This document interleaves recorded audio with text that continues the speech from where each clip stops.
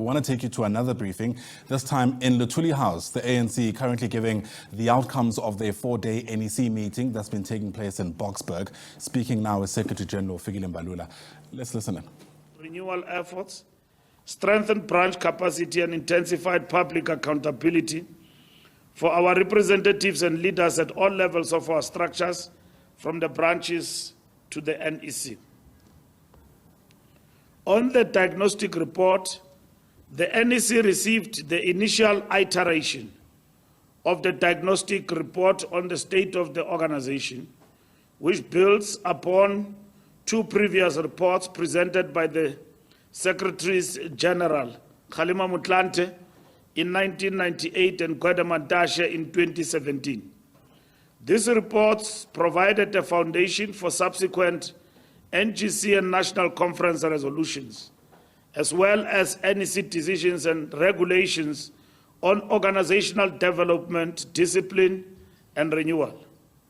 This draft report presented to the NEC remains a work in progress and will be enriched through visits to various provinces and engagements with regions and branches by the Secretary General and a team led by the organizing department.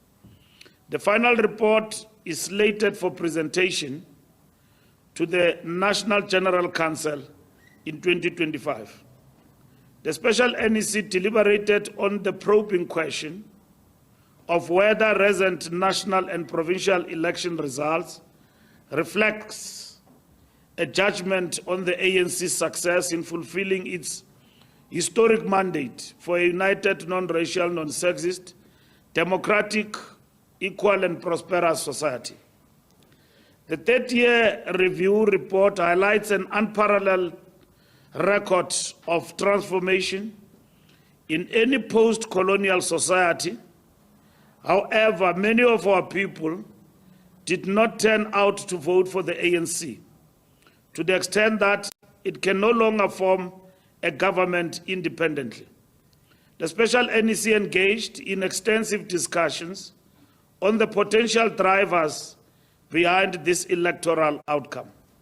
From the perspective of individual membership and leadership, the diagnostic exercise addressed the extent to which we have projected or failed to project the aspirations of the masses. It acknowledged the importance of ethical conduct as reflected in the establishment of the Integrity Commission, tasked with upholding ethical standards among members and leaders of the movement. This commitment to integrity directly impacts perceptions of whether the organization genuinely represents the aspirations of our people. This diagnostic exercise, to be further led by the Secretary General and the organizing department, will include visits to all structures across the country, focusing not only on individual integrity, but also on the integrity of branches and regions. The NEC-led diagnostic will contribute to the necessary prognosis for the future. As outlined in the diagnostic report, this process is not about reinventing the wheel, but about implementing existing policies drawn from foundational documents such as the Freedom Charter, Ready to Govern document, the RDP, Through the Eye of the Needle, National Conference resolutions and government programs like the IDPs and at local level and the NDP at national level. Equally, it calls for adherence to both the ANC Constitution and the Constitution of South Africa. We have a truly committed crop. We need to examine whether we have a truly committed crop of activists and cadres. In pursuance of this resolution, all members will need to write a motivation letter and state why they should be reaccepted as returning members or accepted as new members into the ANC branches. On the party building and branches, the NEC noted that there has been a decline in the membership of the ANC. due to the deserters and disruptors. And we acknowledge that the revolution is swift once an impure load has been offloaded. The renewal program aims to ensure that the ANC purges and strengthens itself as part of ensuring we have a truly committed crop of activists and cadres. In pursuance of this resolution, all members will need to write a motivation letter and state why they should be reaccepted as returning members or accepted as new members into the ANC branches. The NEC recognizes the urgent need to confront complacency regarding the state of our organization. The focus must shift to revitalizing the ANC at its core, beginning with our branches, which are the basic units of our movement. The decisions made during the 54th and 55th National Conferences aimed at organizational renewal must now be translated into concrete action. Branches are crucial to our effectiveness as a movement, serving as a vital point of contact for community members seeking information, support, and assistance. The NEC reaffirmed its commitment to democratic branches dedicated to our national democratic revolution, rejecting transactionalism and the culture of and placing self-interest above the organization. Politically vibrant and must replace hollow structures that lack standing or genuine engagement within their communities. Our branches, as defined by the ANC Constitution, must fulfill their role in shaping South Africa's path forward, not serve as platforms for careerists or sectional interest. The NEC resolved that all members, particularly NEC members, must take an active role in rebuilding branches over a dedicated 12-month period.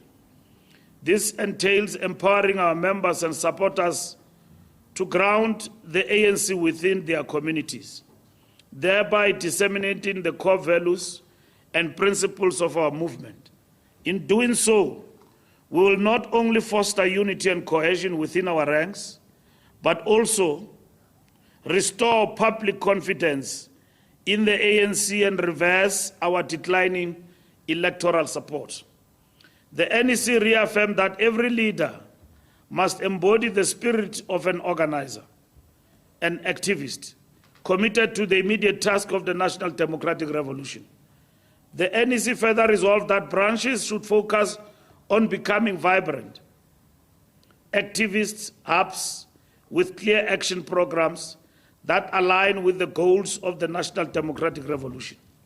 This includes ensuring access to affordable services, promoting the upkeep of public infrastructure, and fostering healthy community environments through sports, arts, and culture initiatives.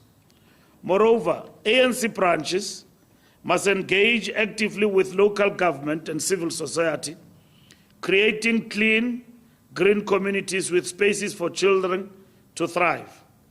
We urge our branches to collaborate with school governing bodies to guarantee quality education and mobilize parents to support their children's academic commitments. Working alongside community health practitioners, branches should identify and assist vulnerable families, thereby contributing to holistic community welfare. The NEC welcomes the improvements to the membership management system, which will help mitigate practices that degrade our organizational integrity and accountability. On the foundational course for all members, the special NEC welcomed the progress being made in political education and commended how this will further the organizational renewal agenda. In the same breath, the NEC expressed gratitude for the contributions of the Veterans League, particularly comrades Mike Maharaj, Sue Rapkin, and Paulo Jordan. in conceptualizing the ANC Foundation course modules. The NEC also acknowledged the ongoing support of Comrade Kgalema Motlanthe in his various roles, including as head of the Electoral Committee and chair of the board of the O.R. Tambo Political School, among others. Furthermore, the ANC extended its appreciation for the continued support and political guidance from President Mbeki, whose invaluable insights continue to enrich discussions on the political affairs of the ANC and our country. Renewal is not limited to the reforms we are making to our structures. It is a moral and intellectual undertaking we can refer to as the RDP of the soul. The NEC highlighted that effective branches require members and leaders who are both ideologically grounded and ethically committed to our mission. It is in this context that we are proud to announce that we have officially unveiled the ANC Foundation course. This course, which will be mandatory for every ANC member, public representative, and leaders, begin with members of the NEC, is a decisive step towards ensuring ideological clarity and service-oriented leadership across our ranks. The NEC has identified the objectives of political education as a cornerstone of our organizational renewal. First and foremost, every member of the ANC must be educated about our rich history, vision, principles, values, ethical and ideological orientation, and policies. This foundational knowledge will empower our members and leaders with the analytical tools and practical skills necessary to become effective activists and agents of fundamental change within society. Additionally, through dedicated efforts in organizing and continuous training, we aim to transition from merely quantitative membership to cultivating high-caliber activists and cadres, individuals equipped with distinct qualities and skills suitable for advancing each phase of the NDR. The NEC resolved to ensure the successful implementation of this political education program, and several priorities have been established in this regard. The first priority is the rollout of our compulsory mass political education initiative, commencing in November 2024 and running through June 2027, which will engage the entire membership of the ANC in person at their respective branches. This will be followed by the induction of newly elected structures, including the branch executive committees, regional executive committees, provincial executive committees, NEC leagues, and public representatives. Other critical components will include compulsory political classes for all leaders at various levels and mandatory policy master classes for those in government positions. Furthermore, the establishment of joint political school programs with other progressive parties and movements will broaden our political education scope, fostering collaboration and shared learning across the continent and beyond. By implementing these measures, the ANC seeks to equip its members to embody the values and principles of our movement, and ultimately advancing the goals of the NDR and fostering a more just and equitable society.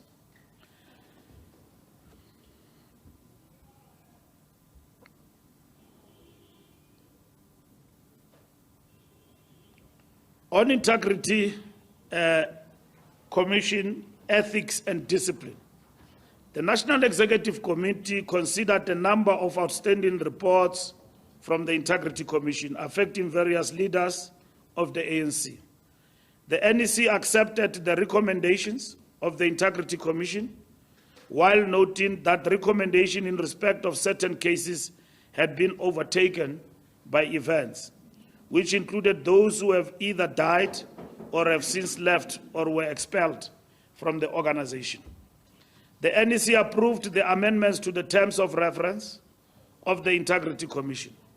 The most significant amendments relate to the establishment of an appeals panel that will consider appeals by members and leaders aggrieved by outcomes of the Integrity Commission processes and decisions. The amendments further provide for the member whose conduct is under the spotlight to be provided with an opportunity to respond to the draft report of the Commission. Similarly, the final report must be shared with the President. At the same time, it is submitted to the Secretary General for consideration by the NEC. The NEC equally resolved that members have a right to take the report of the Integrity Commission on review, should they elect to do so. This will ensure alignment of the Integrity Commission processes with the rules of natural justice, which are an integral part of our jurisprudence. However, it was emphasized that the Integrity Commission and its work is not essentially about upholding the laws of the country, but rather an appeal to a higher bar on leadership and membership obligations with regards to ethical conduct. It was noted that in some of the cases, no law of the country may have therefore necessarily been violated, but rather that the conduct itself lent to undermining the public perception of the ANC as a leader of society, and thereby bringing the organization into disrepute. In doing so, the Integrity Commission will not seek to be legally punitive, but rather corrective to ensure compliance with the ethical conduct spelled out in the terms of reference, as well as the high premium of expectation on all leaders of the ANC with regards to their public and private conduct.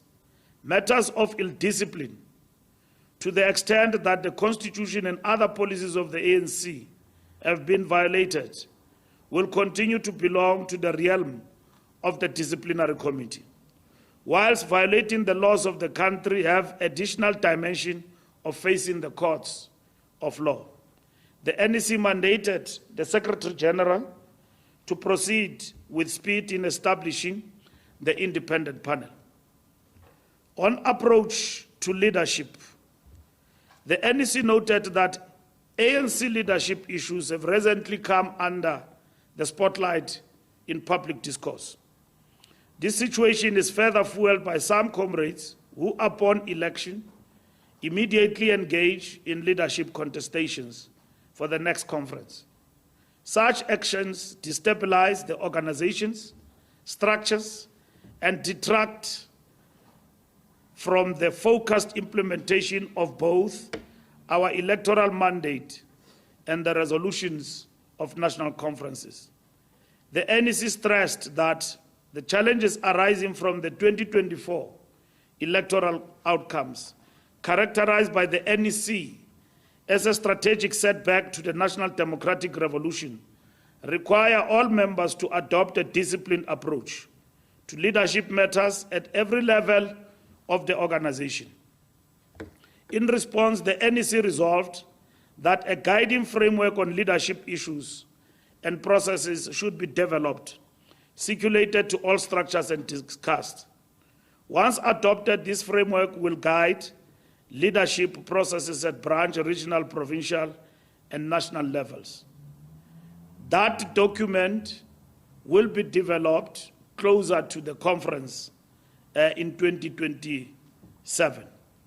The ANC's Electoral Committee, elected by Comrade Kgalema Motlanthe, will be tasked with examining the influence of money in leadership elections. The NEC further resolved to establish a standing committee to investigate leaks of NEC and NWC information to journalists and third parties. This permanent committee will conduct forensic audits of information leaks by NEC and NWC, involving internal ANC decisions and discussions.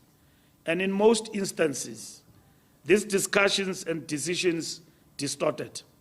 The ANC have got an obligation and a responsibility to defend itself against distortions from faceless sources masquerading as credible to the media. So this decision will be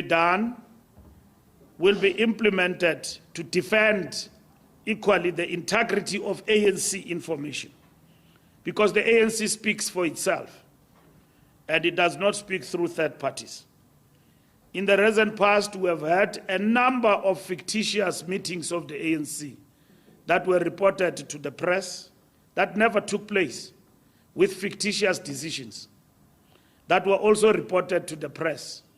That undermines the standing of the ANC in terms of credibility of its decisions and communication of its decisions.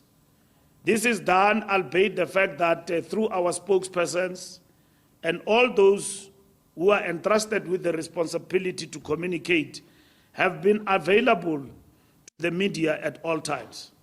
But nonetheless, what becomes saucy and very attractive is faceless.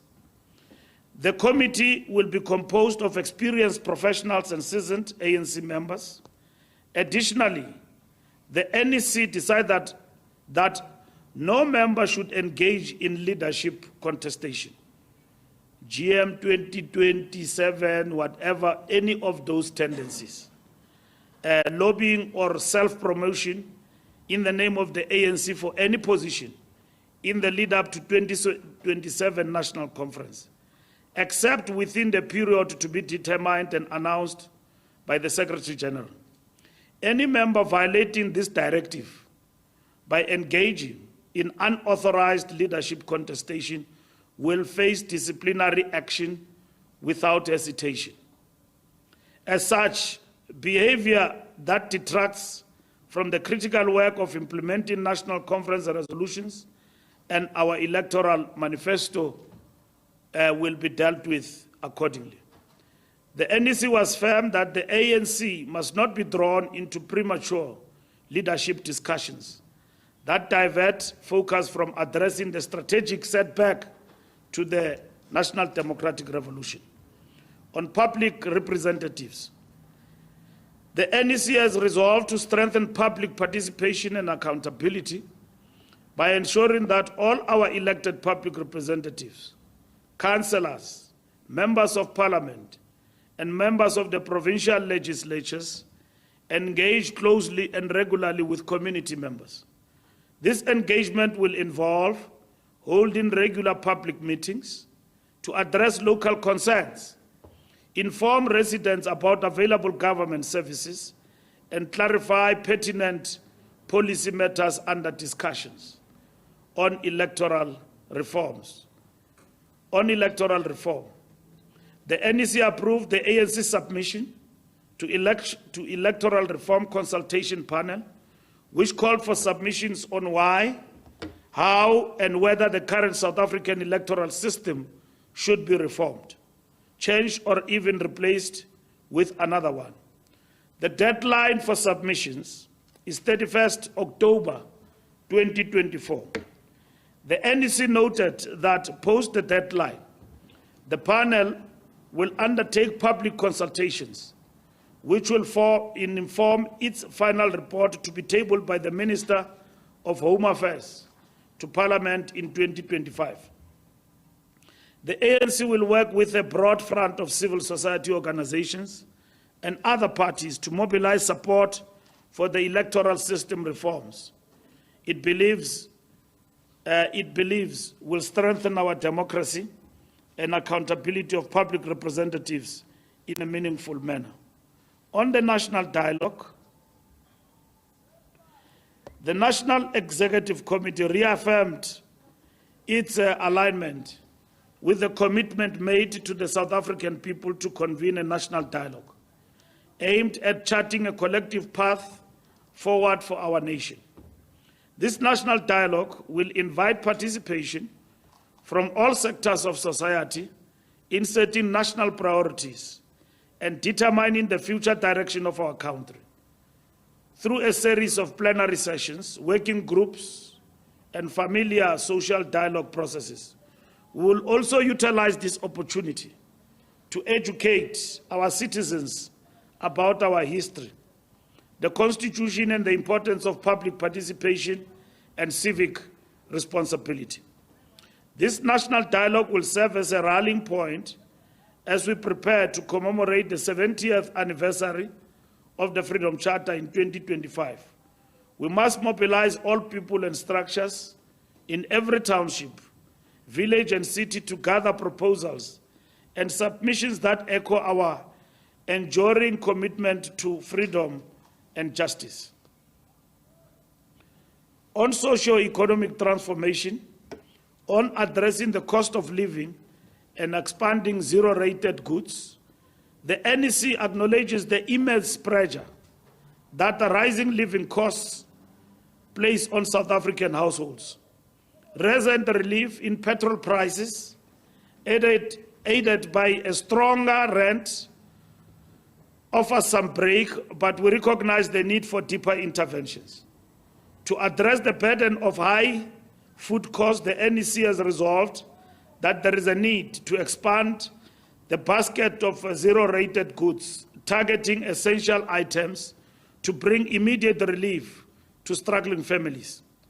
The NEC recognizes that there is a need for engagement with food retailers and look into supply chains with the aim to prevent exploitative pricing on basic foods and to ensure accessible and affordable essentials for all citizens. This expansion of zero-rated goods is part of our broader strategy to tackle poverty and hunger, reinforce job creation, and drive economic inclusivity. Through these initiatives, the ANC is committed to building an economy that directly serves the needs of the people and delivers lasting relief from the cost of living pressures. On security and social transformation, the NEC discussed the tragic deaths of children in Soweto, all under the age of 10, after ingesting contaminated food bought from a local spaza shop. The NEC expressed heartfelt condolences to the bereaved families and urged the government to expedite investigations to determine the cause of these deaths and take decisive action to prevent similar tragedies in the future. The NEC commended the government's multidisciplinary approach, collaborating with all relevant authorities and departments to trace the source of contamination and hold accountable those found culpable. The NEC called on government to urgently address capacity constraints that hinder municipalities from conducting regular health inspections of food vendors, with a particular focus on spaza shops and hawkers. The recruitment and training of health inspectors must be prioritized. The NEC stressed that food sourcing by vendors selling to children must be rigorously monitored to ensure all foodstuffs are free from contamination, without unfairly impacting those who rely on honest trade for their livelihoods. However, the NEC emphasized that protecting children's lives must take precedence. The NEC also welcomed intervention led by the Minister of Small Businesses in collaboration with provinces and municipalities to register all spaza shops, maintain an updated database, and ensure inspections by relevant authorities are regularly conducted. The NEC further commends the swift actions taken by the ministers and their departments, including the South African Police Service, in identifying and arresting some of the alleged perpetrators in this mass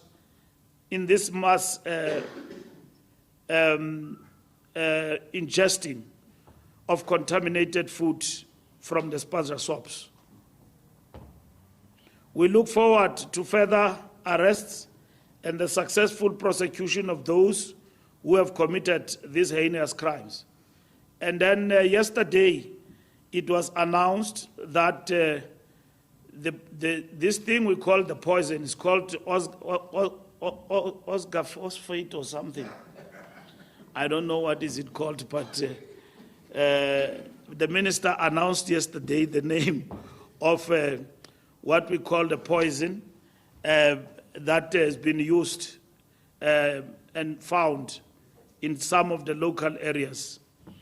The NEC further commended the police and everyone else for a job well done. Geopolitical issues on international work.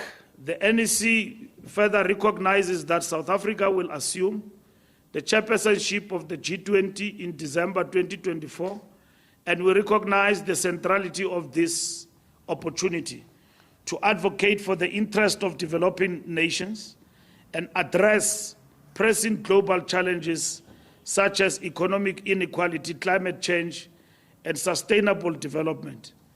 Our leadership will focus on fostering collaborations, ensuring that Global South is heard as we emphasize the importance of equitable global governance.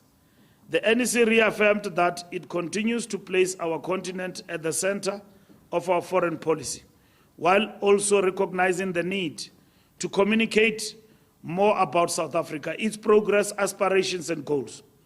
We will persist in supporting the implementation of the African Continental Free Trade Area and other initiatives outlined in Agenda 2063. The NEC reaffirmed that South Africa and the ANC remain steadfast on the path of solidarity and justice for the Palestinian people. Our nation's legal and diplomatic teams recently presented our submission to the International Court of Justice in support of the case we have brought against the State of Israel for the crimes of genocide that it continues to perpetrate against the Palestinian people in Gaza. The NEC calls on the international community to note the concerning intensification of the onslaught against the people of Gaza and more recently against the people of Lebanon. We must intensify our calls for immediate ceasefire, the release of all hostages, the provision of urgent humanitarian assistance, and the initiation of negotiation towards a just and lasting settlement. On 16 days of activism, the NEC resolved that as we approach the 16 days of activism, the ANC and the Women's League branches must utilize this period to focus on gender-based violence and femicide. It is imperative that victims have access to services and are supported in court proceedings. Furthermore, we must promote initiatives that educate men and boys against toxic masculinity and the use of violence as a means of problem solving. On the January 8 celebrations, the NEC noted that the January 8 rally will be held in Cape Town in the province of the Western Cape, and that preparations are well underway. Additionally, the NEC acknowledged that preparations for the 2025 National General Council will be a key highlight in the organization's work, driving renewed focus on accelerating service delivery. The NEC emphasized that service delivery, particularly in areas such as water, roads, and sanitation, remains the top priority. It called on the police to implement decisive interventions to stop criminal acts of extortion, which undermine local entrepreneurship and local economic development. This includes addressing instances of sabotage, targeting water infrastructure, often used to justify water tanker tenders. In conclusion, the NEC emphasizes the importance of unity and disciplined engagement as we navigate these critical periods. The ANC must remain steadfast in its mission to serve the people of South Africa and fulfill the promises of the National Democratic Revolution. In the spirit of Oliver Tambo, we commit to ensuring that our renewal program reflects the highest ideals of the ANC and meets the demands of our time. The special NEC meeting has set for us a resolute course to address the challenges ahead, to guard the ANC jealously, and to continue our historic mission of serving the people.